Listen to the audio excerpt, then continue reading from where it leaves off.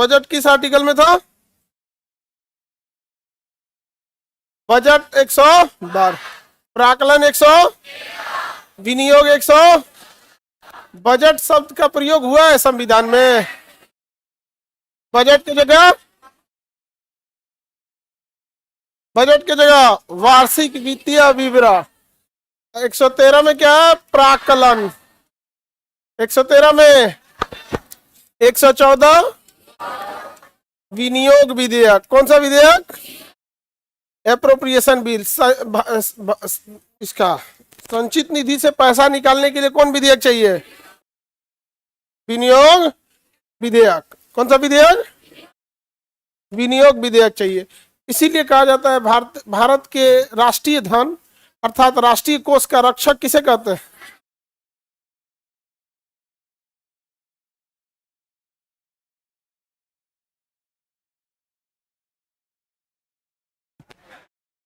प्राकलन तो समझ में आ गया। अब बजट। एक बात बताइए, जितना प्राकलन में पैसा बोलिएगा उतने किससे निकलेगा? 115 में कहता है अतिरिक्त पैसा, अतिरिक्त अनुदान। कैसा अनुदान? अतिरिक्त अनुदान। तो अतिरिक्त अनुदान जितना रहेगा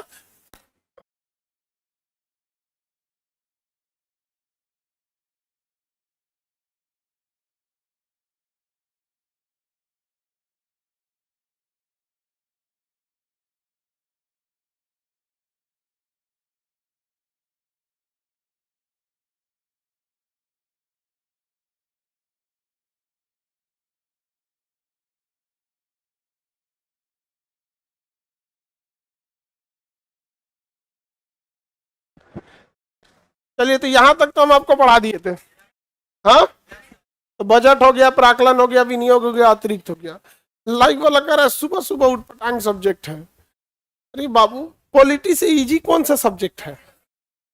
पूरे जीएस में सबसे इजी नंबर आसानी से देता है पॉलिटी। रीजन क्या है ना कि कुछ भी उसमें बाहर से नहीं है, जो है वही पूछेगा। अब तुम कोई भी उठपटांग लग रहा है तो फिर कोई दिक्कत नहीं भाई तुमको। तब तुमको एक काम करते हैं, कौन सा विषय इसको पढ़ाया जाएगी? संस्कृत। सुबह सुबह 116 देखते हैं। लेखानुदान। लेखानुदान, वोट ऑन अकाउंट कहते हैं इसे। क्या कहेंगे? वोट ऑन अकाउंट, लेखानुदान। अंग्रेजी देखिए आप में लिखा हुआ है ना। हाँ,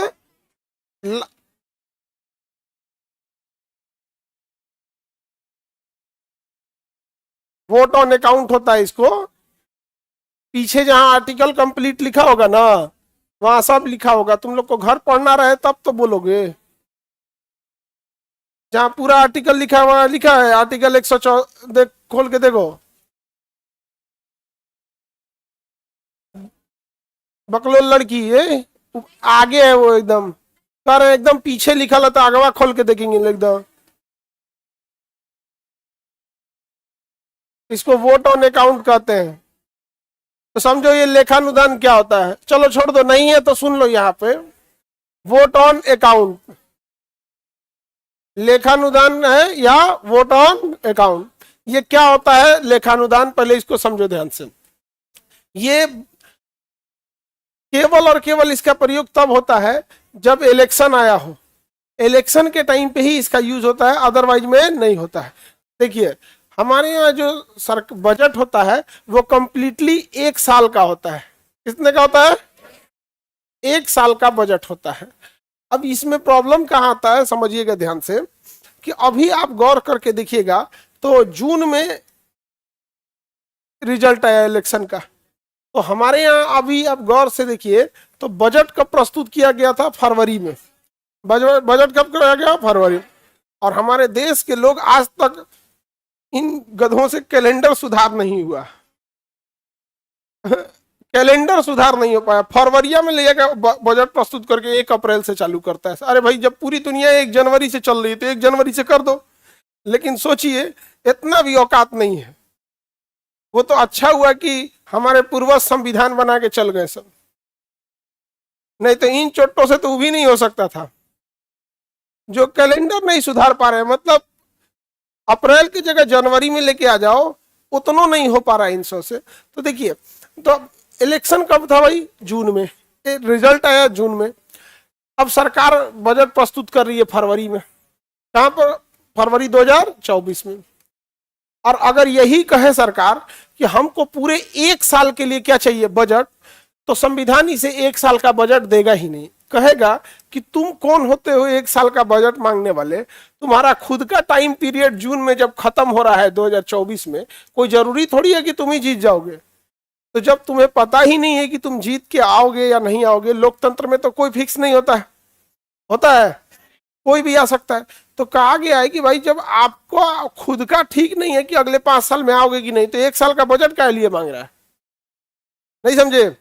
जैसे आप सपोज कीजिए कि पटना आपका रिजल्ट हो गया, ठीक है, आपकी नौकरी हो गई, आप घर वालों से कहिएगा कि 1 साल तक के लिए हमारा रूम रेंट दे दीजिए, तो घर वाला कहेगा पगला उगला है क्या रे तुम, 1 साल के लिए क्या लिए रूम रेंट देंगे? अब कब, पता नहीं कब तुम्हारा ज्वाइनिंग करा दे, यही ना बोलेंगे घर वाले। तो आप बताइए, जिस साल इलेक्शन है, बाकी साल तो 1 साल का बजट निकाल सकते हैं, लेकिन जिस साल इलेक्शन है, क्या उस साल पूरा साल का बजट निकालने देगा?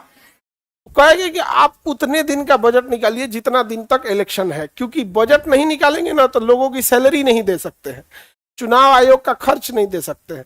पूरा एक फिक्स बजट होता है ना, जो सैलरी वगैरह होता है वो तो देना ही होगा। तो चुनाव के समय तक जो पैसा निकाला जाता है वो क्या हो गया? लेखानुदान। तो बताइए, तो 2024 में जो फरवरी में बजट आया होगा वो कहां तक का होगा?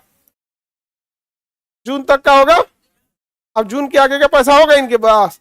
इसलिए देखिएगा, गवर्नमेंट जैसे इलेक्शन हुआ, तो अप्रैल से इलेक्शन चालू हो गया था, अप्रैल मई जून, जून में रिजल्ट आ गया, हो गया कि भाई सरकार इन्हीं को बनाना है, तो अब ये सरकार बना लिए, शपथ वपथ ले लिए, तो जुलाई में फिर बजट ले आए थे। जुलाई में इस साल आप देखिएगा कि फिर से क्या आया था? बजट।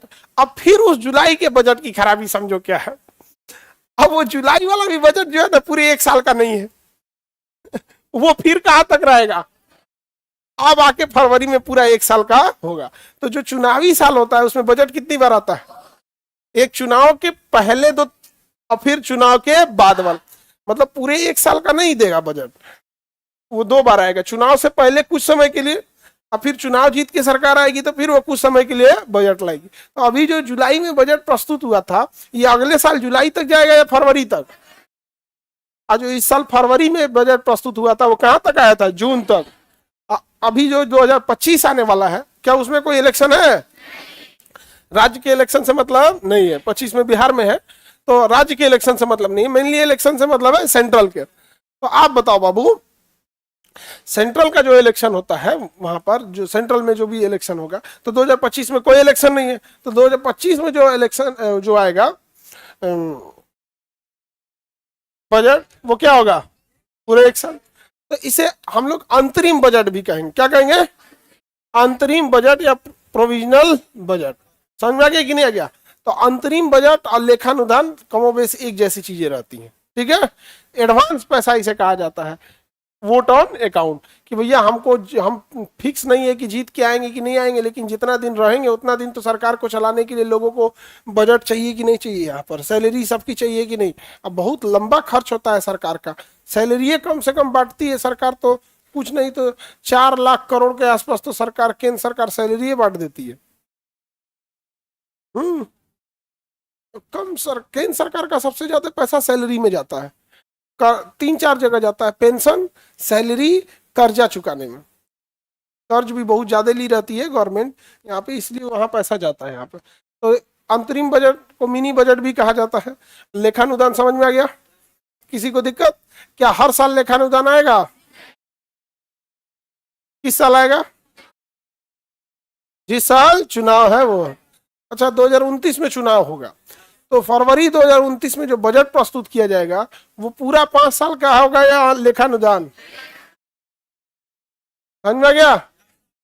और उसके बाद इलेक्शन के बाद फिर एक बजट आएगा। समझ में आ गया कि नहीं आ गया? जीतने के बाद अब वही गवर्नमेंट लाए या कोई नई गवर्नमेंट आए तो वो लेके आए, लेकिन वो लेके आएगा इलेक्शन के बाद। समझ में आ गया?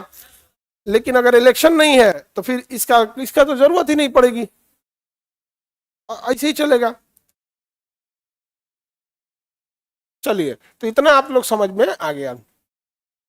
आर्टिकल 117, आर्टिकल 117 वित्त विधेयक, फाइनेंस बिल, वित्त विधेयक, वित्त विधेयक, फाइनेंस बिल। और आर्टिकल 110 आप पढ़े थे, धन विधेयक, मनी बिल। तो धन विधेयक जो था वो क्या था, मनी बिल था। अब धन विधेयक का मतलब केवल पैसा से है, किससे है, पैसा से है। और वित्त विधेयक, तो भाई दोनों तो दिखने में एक ही जैसा लग रहा है, वो भी पैसा से, ये भी पैसा से है। तो धन विधेयक का संबंध विशुद्ध पैसा से, नमो है धन विधेयक। और वित्त विधेयक का संबंध पैसा के आने से भी है, और साथ साथ उस पैसा से चलने वाली योजनाओं से भी है। समझ में आ गया कि नहीं आ गया? केवल खाली पैसवे लेन देन की बात किया तो धन विधेयक, लेकिन पैसा लेन देन किया, लेकिन साथ में कह दिया कि इस पैसा से हम एयरपोर्ट, रेलवे स्टेशन या कुछ विकासात्मक कार्य भी करेंगे, तो क्या हो जाएगा, कौन विधेयक, वित्त विधेयक। तो बताइए, एक हो गया धन विधेयक, एक हो गया वित्त। तो केवल पैसा से वाला कौन सा हो गया, धन विधेयक। आर्टिकल 110, उसका विशेष प्रावधान 109, धन विधेयक का विशेष प्रावधान 100, धन विधेयक का की चर्चा 110, यानी परिभाषा 110।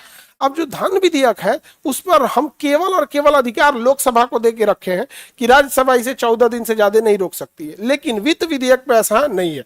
वित्त विधेयक अच्छा चीज है, वो केवल धन नहीं बल्कि उससे खर्च होने वाले योजनाओं पे भी है, इसलिए उससे राज्य सरकार, राज्यसभा को भी अधिकार है। समझ में आ गया कि नहीं आ गया? तो बताइए, धन विधेयक जो है वो विकासात्मक कार्य करता है या वित्त विधेयक? धन विधेयक केवल किस, हाँ, आगे बढ़े, किसी को दिक्कत वित्त विधेयक में? धन विधेयक और वित्त विधेयक समझ में आ गया? और आप लोग को आर्टिकल 118 पढ़ा दिए। आर्टिकल 118 में है संसद की प्रक्रियाएं, जिसमें बताए थे 10 बजे 11 बजे संसद कूद ध्यान आकर्षण प्रस्ताव, ये प्रस्ताव, संसद की जितनी प्रक्रिया थी वो कितना में, 118 में। तो 118 पढ़ाने की तो जरूरत है नहीं, 118 19 ये दोनों आपको पहले ही समझा दिए। ठीक है, यहां तक में किसी को दिक्कत तो बोलिए। ये दोनों में जाएगा, धन विधेयक दोनों सदन में जाएगा, धन विधेयक जाएगा, लेकिन 14 दिन तक ही पावर है राज्यसभा को, लेकिन इसमें ऐसा नहीं है, इसमें ऐसा नहीं है। 118 समझ में आ गया, किसी को दिक्कत? अब 120 देखते हैं, कितना आर्टिकल 120, आर्टिकल 120 कुछ घर पढ़ के आए हैं? आर्टिकल 120 में क्या है बाबू? संसद की परिभाषा, हाँ, संसद की भाषा, लैंग्वेज ऑफ पार्लियामेंट, संसद की भाषा, संसद की भाषा। अब देखो, हमारे संसद में पूरे भारत से लोग चुन कर आते हैं, अब वहां पे जरूरी अलग अलग भाषाएं तो बोली ही जाएंगी। तो एक तो भाषा हिंदी है और एक भाषा इंग्लिश है, दो भाषाएं हैं हमारे संसद में प्रयोग की जाएंगी, यही दो भाषा का प्रयोग करते हैं, हिंदी और इंग्लिश। नहीं दिख रहा है क्या ये?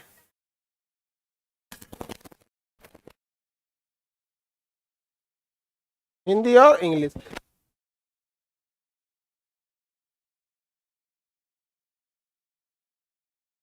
हिंदी और इंग्लिश दो ही भाषा का हम लोग यूज कर सकते हैं।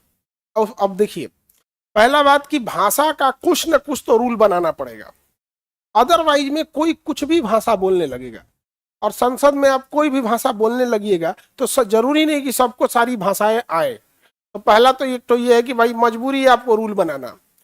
लेकिन कई बार क्या होता है ना कि कुछ लोग रूल को पसंद उतना नहीं करते हैं, जहां कहीं रूल बनाएंगे उनको थोड़ा सा क्या लगने लगेगा, खराबी। तो पहला तो दो भाषा। अब यहाँ क्या है, एक तो इंग्लिश अपनी भाषा नहीं है, लेकिन इंग्लिश इंटरनेशनल भाषा है, आप कुछ भी कीजिएगा इंग्लिश की जरूरत है, तो आप इंग्लिश से क्यों बैर कीजिएगा जब आपको दुनिया में ही रहना है यहाँ पर। अब बात करते हैं हिंदी की, तो संसद में कौन सी भाषा बोल सकते हैं, हिंदी।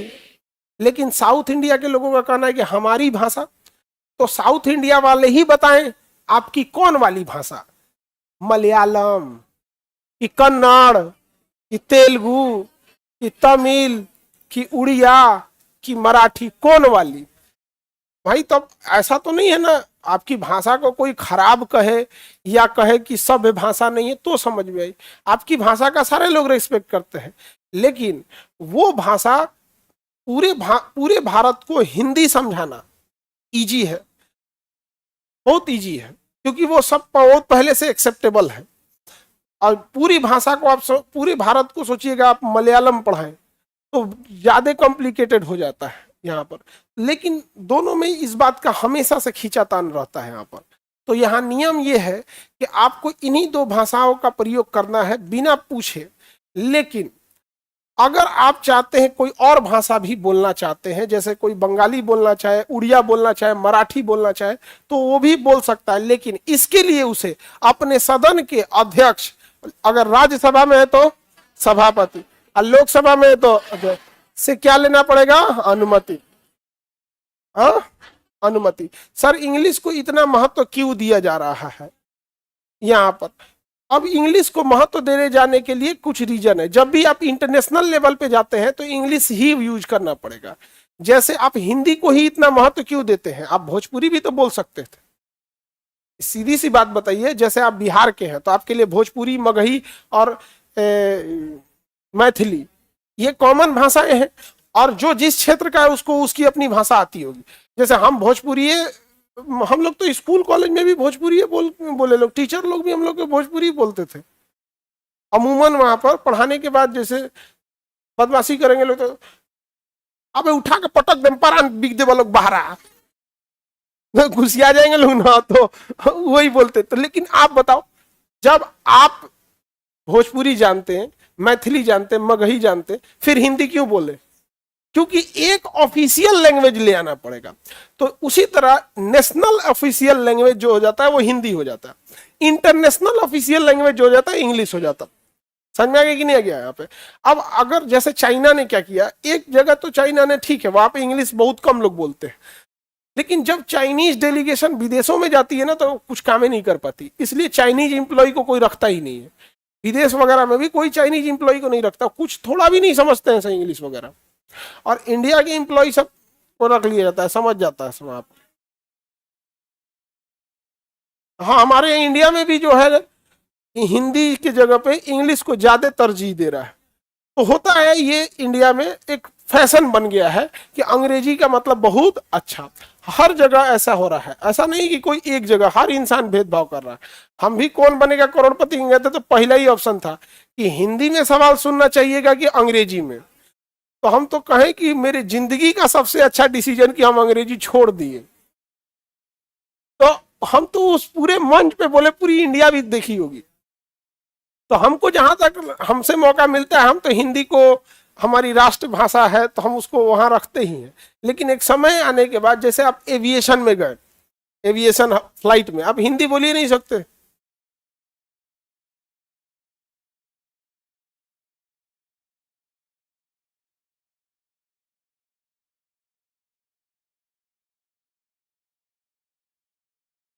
देखो ये यहाँ कंपलसरी नहीं है, बाकी जगहों पे इंग्लिश कंपलसरी है। मैट्रिक तक में इंग्लिश कंपलसरी है, समझ में आ गया? हमारे यहाँ भी कंपलसरी था बिहार में, लेकिन बीच में क्या हुआ ना, आज से 35-40 साल पहले इंग्लिश को कहा गया कि भाई तुम पास हो चाहे फेल हो, इससे तुमको मतलब नहीं है। तो धीरे धीरे क्या हो गया, बर्डन हटते गया, बर्डन हटते गया। इसलिए एक लंबा समय तक जब बर्डन नहीं रहा तो टेंशन छोड़ दिया लोगों ने। जैसे बाकी स्टेट वालों ने कहा कि संस्कृत मन है तो पढ़ो, नहीं मन है तो मत पढ़ो, उर्दू मन है तो पढ़ो, नहीं मन है तो मत पढ़ो। तो ये दोनों भाषाओं को देखो कि उर्दू और संस्कृत, इसे केवल धार्मिक लोग बचा के रखे हैं। आज के टाइम पे उर्दू और संस्कृत को ज्यादातर धार्मिक लोग ही बचा के रखे, उनका ऊपर वाला भला करे, वरना विलुप्त कर दिए रहते हम और आप। तो सही बात है, वो पंडित जी लोग ना रहे, लोग तो संस्कृत कौन शौक से पढ़ रहा है, मजबूरी बस पढ़ रहा है लोग यहाँ पे, पास होने भर का पढ़ रहा है। और उर्दू तो अब लगभग, लेकिन उर्दू क्या है कि बोलचाल में यूज हो जाता है, बट लिखने वाला उर्दू, पहले उर्दू के 5-7 अखबार आया करते थे, अब तो एक भी छपता है तो बेचारा परेशान रहता है कितना बिकेगा कि नहीं बिकेगा। तो ये भाषा की है, लेकिन जितना ज्यादा हम लोग को मातृभाषा को इंडिया के अंदर होना चाहिए वो है, होना चाहिए। लेकिन अब क्या कीजिएगा, नहीं है तो समझे। हर जगह ऐसा। अभी आप तो ये समझ रहे ना, यूपीएससी में जाके देखना ना, इंग्लिश हिंदी में भेदभाव। जब आपका आंसर राइटिंग कीजिएगा ना, तो भी वहां पे उस टाइम में भी क्या रहेगा, भेदभाव आएगा यहाँ पे। वो क्या करेगा ना, क्वेश्चन बनाएगा इंग्लिश में और ट्रांसलेट करेगा किस में, हिंदी में, और ट्रांसलेट करने के टाइम नाच देगा। ट्रांसलेट करने के टाइम क्या कर देगा ना, अब कई समझो ध्यान से कि ट्रांसलेशन कितना खतरनाक चीज होता है। 2016 की बात है, इटली के एक राजदूत थे, तो उस समय 2016 या 15 से या 16 की बात है, आम आदमी पार्टी जो थी उस समय बहुत प्रचंड बहुमत से दिल्ली में सरकार बनाई। तो किसी देश का राजदूत, इटली की, जर्मनी कहाँ का राजदूत थे, तो उन्होंने ना जो संदेश भिजवाया था, तो उन गिफ्ट कुछ बोला होगा, तो वहां पे मीडिया में बोल रहे थे कि मैंगो मैन पार्टी, आम आदमी पार्टी को मैंगो मैन पार्टी। वो राजदूत था, ट्रांसलेट किया होगा गूगल से, तो आम का मैंगो कर दिया। आम का मतलब तो साधारण आदमी पार्टी ना है, आम आदमी पार्टी का अर्थ है साधारण लोगों की पार्टी, लेकिन उसने ट्रांसलेट क्या किया था, मैंगो मैन पार्टी। और ये राजदूत ने किया था कांड, एक नॉर्मल आदमी करता तो हम आपको नहीं बोलते। राजदूत जो किसी भी देश का एक हाई इंटेलेक्चुअल पर्सन को भेजा जाता है कि भाई तुम्ही को संभालना है वहां पे, और उसकी बातें ऑफिशियल होती हैं, तो मैंगो मैन पार्टी बना दिया। तो सोचिए जब बच्चे बैठते होंगे एग्जाम में तो उनको क्या तकलीफ होती होगी यहाँ पर। तो ये समस्या है हमारे देश में। लेकिन अब हिंदी मीडियम वाले लोग को भी एक चीज है, वो खुद अपने आप को समझते हैं कि इंग्लिश बोल लेंगे तो हम ठीक है। जो हिंदी वाले हैं, जो इंग्लिश बोलता है उसको हिंदी नहीं आता है, आता है, वो खुद अपने आप को श्रेष्ठ समझने लगता है अंग्रेजी बोल के। हमारे यहाँ में भी कभी कोई टीम में कुछ बोलता है तो हम भी बोलते हैं कि भाई तुम हिंदी भी भेज सकते हो, लेकिन ना देर ऐठेगा सब अंग्रेजी में। उसका एक एक अंग्रेजी के साथ प्लस पॉइंट ये है कि कुछ इंटरनेशनल मानक लेवल की पुस्तकें अंग्रेजी में ज्यादा अवेलेबल है हिंदी की तुलना में। जो साइंस वगैरह की चीजें हैं थोड़ा इंग्लिश में बेहतर है हिंदी के तुलना में, किसी भी चीज में देखिएगा। तो अब जैसे आपको गौर करके देखिए कि आप फिलॉसफी लीजिएगा, तो फिलॉसफी में इंडियन फिलॉसफी की और 5-6 किताबें लीजिएगा, जो तो आपको 3-4 की कमो बेस एक टाइप का मिलेगा यहाँ पे। और वही अगर सोशोलॉजी की, फिलॉसफी की, या इंटरनेशनल पॉलिटिकल थिंकर्स की लीजिएगा, तो इंग्लिश में उसका स्टैंडर्ड अलग है, थोड़ा सा कंटेंट वाइज थोड़ा अच्छा मिलता है यहाँ पे, तो इसका उनको बेनिफिट मिल जाता है। तो संसद में कौन सी भाषा, हाँ, और अन्य भाषा बोलना है तो अध्यक्ष और सभापति से अनुमति ले लिए, तो बोला भी जाता है। कुछ कुछ लोग अपनी अपनी भाषा बोल देते हैं, लेकिन ज्यादातर हिंदी और इंग्लिश ही बोलते हैं। राज्यसभा में देखना ज्यादातर लोग इंग्लिश बोलेंगे, पढ़ा लिखा है। और लोकसभा में जाके देखना, अरे बोलता कहाँ है लोकसभा में, लोकसभा में तो खाली बवाले हुआ रहता है। लोकसभा में बोल कौन रहा है, बवाल हुआ रहता है केवल। हालांकि जो मतलब देखिए सबसे जरूरी क्या है कि आप लोकतंत्र में रह रहे हैं, इससे कहीं ज्यादा जरूरी है लोकतंत्र आपको महसूस होना चाहिए कि हमारी सरकार है। अब विद्यार्थियों के ऊपर 2011 में ले आकर सीसेट ठोक दिया, उसको पता ही नहीं चल रहा है कि हम लोकतंत्र में है कि किंग जोंग की सरकार में। अभी उत्तर प्रदेश में देखो आरओ का एक तो पेपर लीक हुआ, तो पेपर लीक हुआ, इसमें विद्यार्थी की क्या गलती है? ये तो आयोग की असफलता है, जो उसके इस जो चेन के बीच में कोई ना कोई विभीषण टाइप का होगा, पेपर लीक कराया होगा। इसमें तो विद्यार्थी की कोई गलती है नहीं यहाँ पर, लेकिन वो थोप दिया उस पर कि क्या चीज भैया आपका 2 दिन में पेपर होगा, 2-3 शिफ्ट में पेपर होगा। अभी विद्यार्थी सबका इसमें, अब कोई भी अपने से पूछे जो पढ़ाई कर रहा है, विद्यार्थी है या नहीं है, इसमें विद्यार्थी की क्या गलती है? उसकी तो कोई गलती नहीं है। और अगर पेपर लीक होता है तो सबसे ज्यादा अगर किसी को लॉस है ना, तो पढ़ने वाले विद्यार्थियों को, पढ़ने वाले गरीब विद्यार्थियों को। अब उनकी तो कोई गलती नहीं, उनके ऊपर थोप दिया यहां पर। बीपीएससी वो भी थोप रहा है, बीपीएससी भी क्या कर रहा है, थोप ही रहा है यहाँ पे। सारे लोग यही कह रहे हैं ना कि भाई किसी को नहीं बुझा रहा है यहाँ पे, नहीं समझे? हम लोग के सामने भी कह रहे थे लोग, तो हम लोग ने बोला कि सर देखिए कि आप हम लोग को मत समझाइए। किसको समझाइए? विद्यार्थियों को समझा दीजिए। हम तो जान रहे थे कि विद्यार्थी को आप लोग समझा दीजिएगा।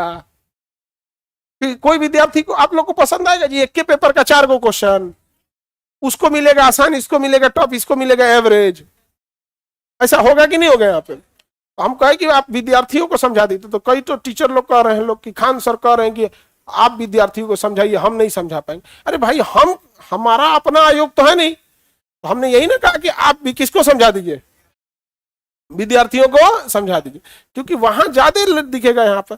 और हम लोग आप लोग वहां रखेंगे तो उनको ये लगेगा ना कि हाँ सच में इनको समस्या है विद्यार्थियों को। हम लोग से क्या कहते हैं, आप लोग को क्या दिक्कत है, परीक्षा देना है, तो वो सब लोग। अच्छा दूसरा क्या है कि जो आयोग वगैरह का लेवल के लोग हैं वो छोटे मोटे तो है नहीं कि आप उनके खोपड़िया पे चढ़ के कह दीजिएगा करबा कि ना,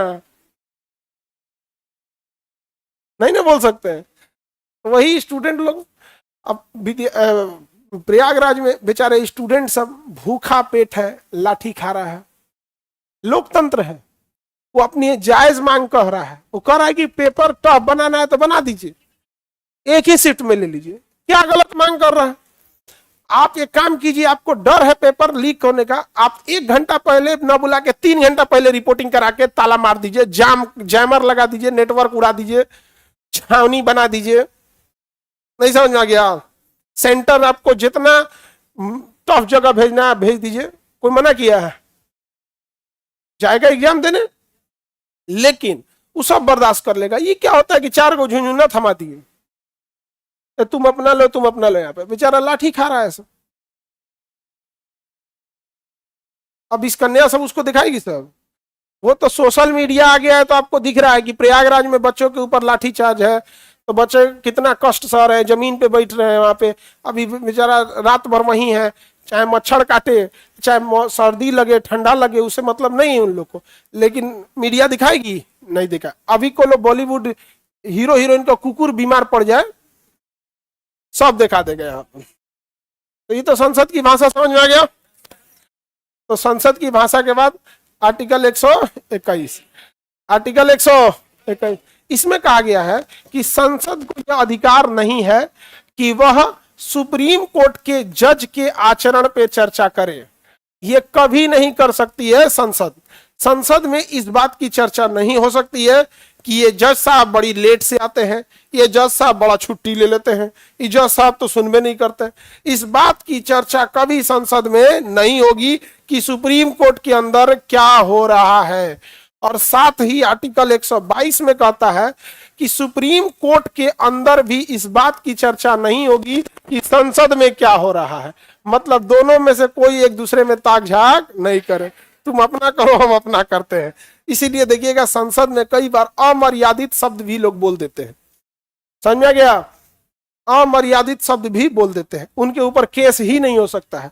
आप संसद में अगर संसद सदस्य हैं, संसद के अंदर बैठ के कुछ भी बोल दीजिएगा, सुप्रीम कोर्ट या हाई कोर्ट आपके ऊपर केस नहीं कर सकती है, वो उसका अपना अधिकार है। तो इसका मतलब आप संसद में बैठ के कुछ भी कर सकते हैं।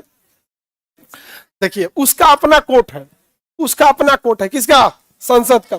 अगर संसद में बैठ के आप अमर्यादित शब्द बोले तो संसद एक कमेटी बैठाएगी, एथिक्स कमेटी। कौन सी कमेटी?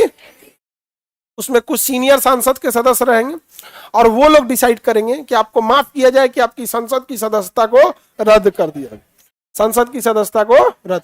अब इसमें पक्षपात होता ही है, आपको समझ में आया है भाई, जिसकी गवर्नमेंट है उसकी ओर से पक्ष। अब एक बात बताओ, तुम लोग कोई गलती कर दिए, सपोज कि कोई बहुत बड़ा अपराध कर दिया जिसमें पक्का सजा का प्रावधान होना चाहिए, लेकिन कहा गया कि नहीं, इसके लिए एक कमेटी बनेगी और उस कमेटी में एक बार हमको भी रख दे। नहीं समझ में आ गया? तो तुम्हें सजा मिलेगा? हाँ, हम कहते हैं ऐसा प्रतीत होता है कि इसने एक गलती किया था, लेकिन ठोस सबूतों के अभाव में यह कमेटी किसी निर्णय पे नहीं पहुंचती है। लेकिन हाँ, इस विद्यार्थी को कड़ी चेतावनी देती है कि आगे से ऐसा कोई कार्य न करे, खत्म। नहीं समझ आ गया? आप खुद से देखो तो वैसे ही होती है कमेटी में भी यहाँ पे। तो संसद को यह अधिकार नहीं है कि सुप्रीम कोर्ट के जज के आचरण पे सवाल उठाए, लेकिन अगर किसी जज को हटाना है तो बिना बहस के आपको चुपचाप संसद में महाभियोग ला देना है, ये ना कि हल्ला करना है। आप सुप्रीम कोर्ट के जज के ऊपर तभी हल्ला कर सकते हैं जब आपको महाभियोग लाना है, अदरवाइज में ऐसा नहीं कि इनका काम क्या है, काम नहीं करते, ये सब नहीं कर सकते आप, ये अधिकार नहीं। अच्छा, सुप्रीम कोर्ट का भी अधिकार नहीं है कि संसद में क्या हो रहा है इसकी चर्चा करें।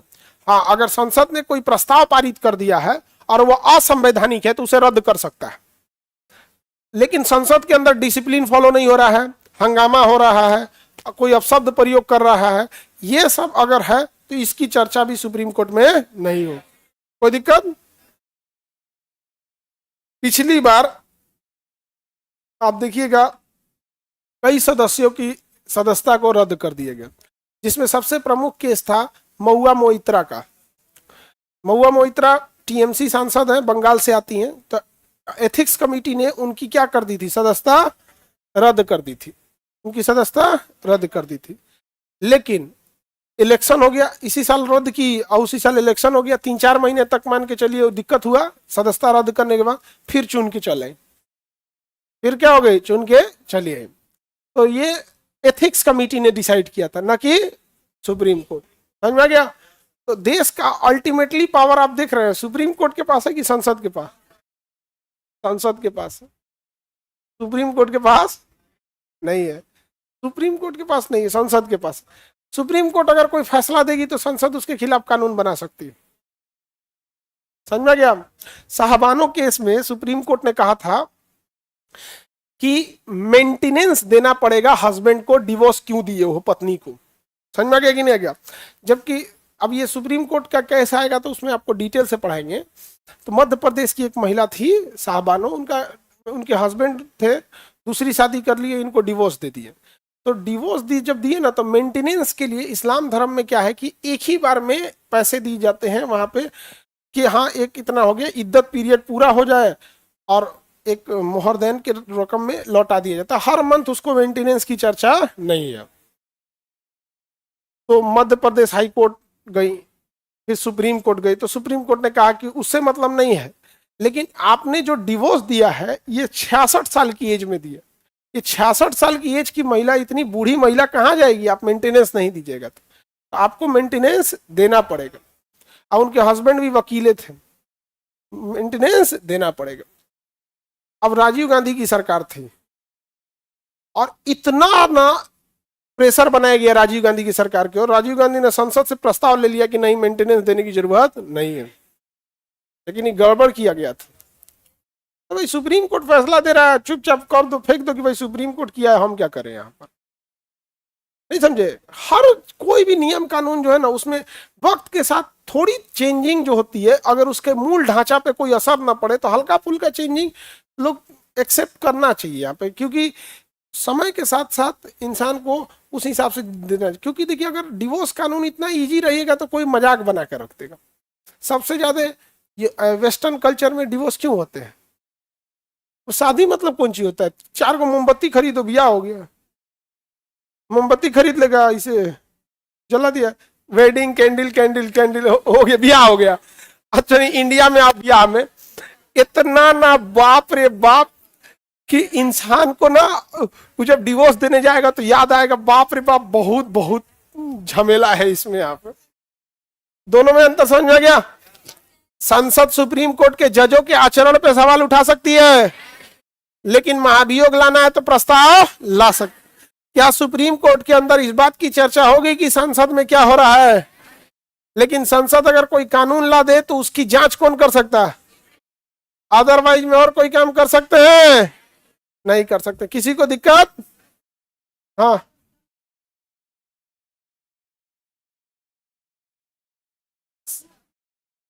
देखो, सुप्रीम कोर्ट और संसद में अगर कहिएगा कि कौन ज्यादा मजबूत है, तो आपको दिखेगा कि सुप्रीम कोर्ट एक स्वायत्त संस्था है, स्वायत्त काम कर रही है।